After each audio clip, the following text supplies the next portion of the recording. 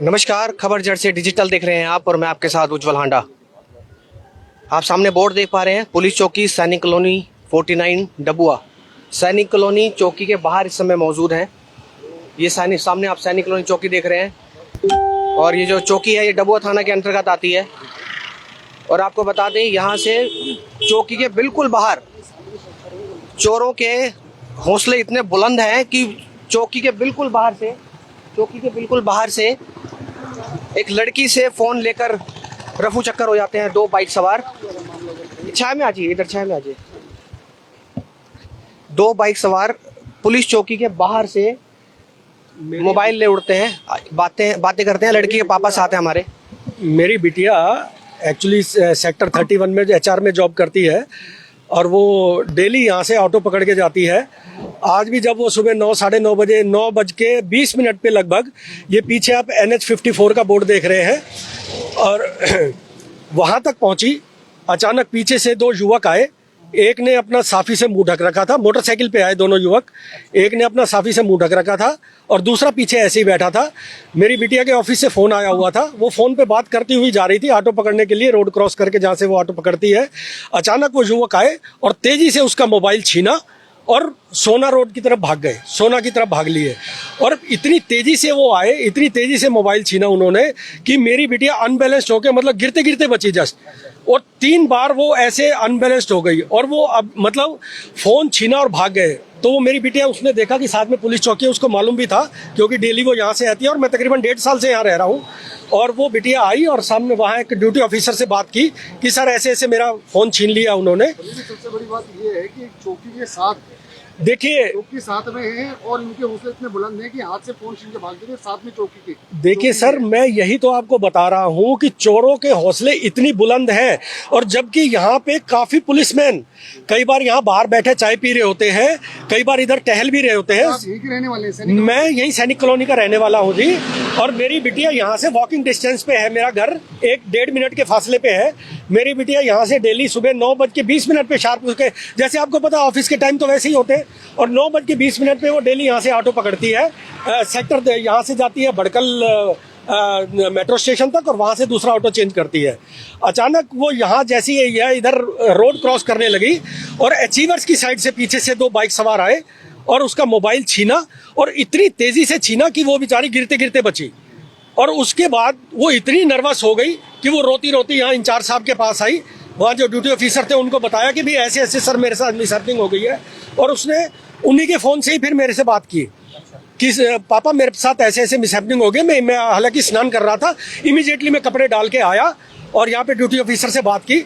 हालांकि उन्होंने तत्काल मेरी FIR नहीं लॉन्च की है, उन्होंने FIR, वो कहते हैं जी साहब आएंगे, इंचार्ज साहब भी अभी मनोज जी आ चुके हैं। उन्होंने डायरी में मेरा नाम, बिटिया का नाम और टाइमिंग्स क्या थी ये सब नोट कर लिया है। बट सर ओवरऑल आप ये देखिए कि मतलब मेरे को ये नहीं है कि भी मोबाइल मिले ना मिले, बट देखिए अगर वो चेन सिग्नेचर होते और मेरी बिटिया ने कोई ऑर्नामेंट्स कुछ ऐसे ज्वेलरी डाल रखी होती, और आजकल आपको पता है कि जैसे वो जिस तेजी से छीनते हैं, कान उखाड़ लेते हैं, गर्दन में वो परवाह नहीं करते बिल्कुल, कि वो मरे या जिए उनको तो उस चीज से ही मतलब होता है।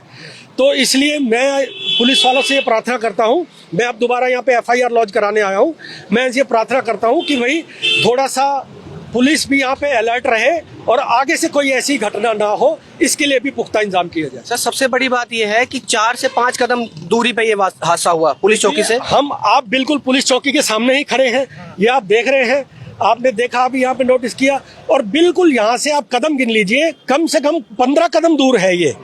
मतलब उनके हौसले इतनी बुलंद हैं कि अगर पुलिस चौकी के पास में वो ऐसी वारदात कर सकते हैं तो और जगह फरीदाबाद में कितनी सेफ होंगी। और एक लड़की के साथ, इसका मतलब मेरी बिटिया यहाँ से डेली जाती है, वो पीछे से आए, इसका मतलब वो मेरी बिटिया की रेकी भी कर रहे थे हैं, और रेकी कर रहे थे, इसका मतलब बिल्कुल कोई कैमरे लगे हुए हैं सर, वहाँ कैमरे पीछे हो सकते हैं, मैंने कभी इतना ध्यान नहीं दिया है। चीवर्स मॉल के पास हो सकते हैं, कहीं हो सकते हैं, बट इसका मतलब रेकी कर सकते हैं। अच्छा, फिर जो बच्चा जॉब करता है वो हैंड बैग भी लेके जाती है, बैग में कैश वगैरह भी हो सकता है, 100 तरह के सामान हो सकते हैं, गर्ल्स के बहुत सारे सामान होते हैं। बैग छीनने की कोशिश में अनबैलेंस हो जाए, वो गिर जाए, बच्ची गिर जाए, कुछ चोट लग जाए, तो हम तो यार मतलब वैसे ही वो परेशान हो और अभी तक घर पे रो रही है। मैं उसको इनफैक्ट यहाँ पे लाने की सोच रहा था कि मैंने कहा बेटे आज एक स्टेटमेंट दे दो पुलिस के सामने, लेकिन वो रोई जा रही है और इतनी घबराई हुई है वो ऑफिस तक नहीं गई। कहती है पापा मैं अब 1-2 दिन बिल्कुल कहीं नहीं जाऊंगी, और रोए जा रही है लगातार। बच्चा घबरा गया। बच्चा घबरा गया। यस, कहीं ना कहीं पुलिस प्रशासन की पोल खोलती नजर आ रही है, क्योंकि 4-5 की कदमों की दूरी और इतना बड़ा हादसा हो जाता है। Definitely sir, definitely. मतलब देखिए कहीं भी कोई हादसा हो जाए, किसी लोनली प्लेस पे हो जाए, किसी और सड़क मार्ग पे हो जाए, कुछ पुलिस चौकी के बिल्कुल ऊपर, भाई ऊपर 10-15 कदम का फासला होता कितनी है, 10 कदम के ऊपर ही एकदम से ये मिसहैपनिंग हो गई है। और पुलिस देखती, पुलिस वैसे शाम को यहाँ पे बैरिकेड्स लगा के खड़ी होती है। महीने में 25 दिन यहाँ पे नाके लगे होते हैं, और उन चोरों को ये भी पता होगा, उन झपटमारों को ये भी पता होगा कि यहाँ नाके लगे होते हैं, उसके बावजूद भी उनके दिल में खौफ नहीं है। क्यों? पुलिस वालों को खौफ क्यों नहीं है?